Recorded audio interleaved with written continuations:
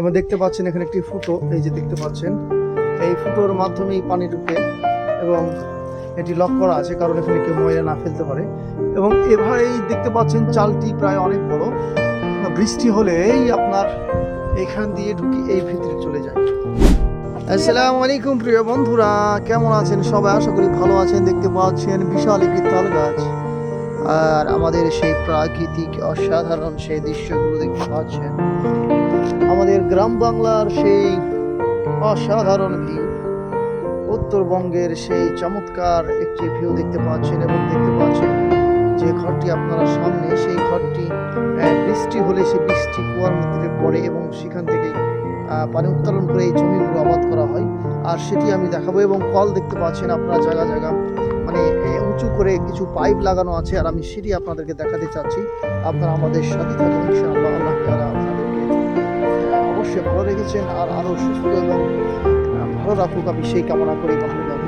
অনেক দেখতে পাচ্ছেন অসাধারণ এই কলগুলো থেকেই পানি পড়ে এবং দেখতে পাচ্ছেন এই যে পানি পড়া পড়েছে এবং এর থেকেই সেই জমিগুলো চাষ করা হয়।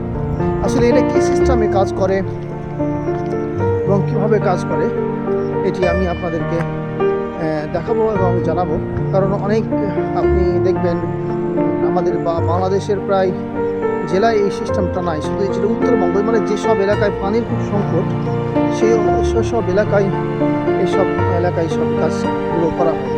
এবং দেখতে পাচ্ছেন এটি ছাতির মতন, এবং এটি ছাতির মতন বৃষ্টি হলে এবং যে ঘরটি আপনারা দেখতে পাচ্ছেন গোল করে ঘেরানো, সেখানে আপনারা দেখবেন যে এখানে এই যে দেখুন এখানে গোল করে সেটি ইদারা বা কুয়ো পুরা আছে এবং অনেক নিচে আমরা দেখতে পাচ্ছেন এখানে একটি ফুটো, এই যে দেখতে পাচ্ছেন এই ফুটোর মাধ্যমেই পানি ঢুকে এবং এটি লক করা আছে কারণ এখানে কেউ ময়লা না ফেলতে পারে।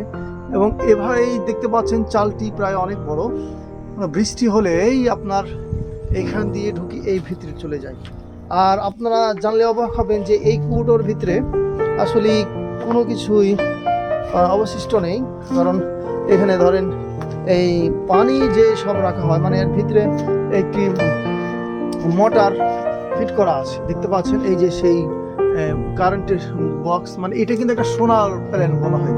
সোলার প্যানেল দেখুন আপনারা, এই যে সোলার প্যানেলও কাজ করবে এবং পানি যেটি পড়বে গড়িয়ে এখান দিয়ে এর ভিতরে চলে আসবে এবং এখান থেকেই মোটর আপনার এই সব জমিগুলো চাষ করা হবে। একটা অসাধারণ প্রক্রিয়া বা বলতে পারেন।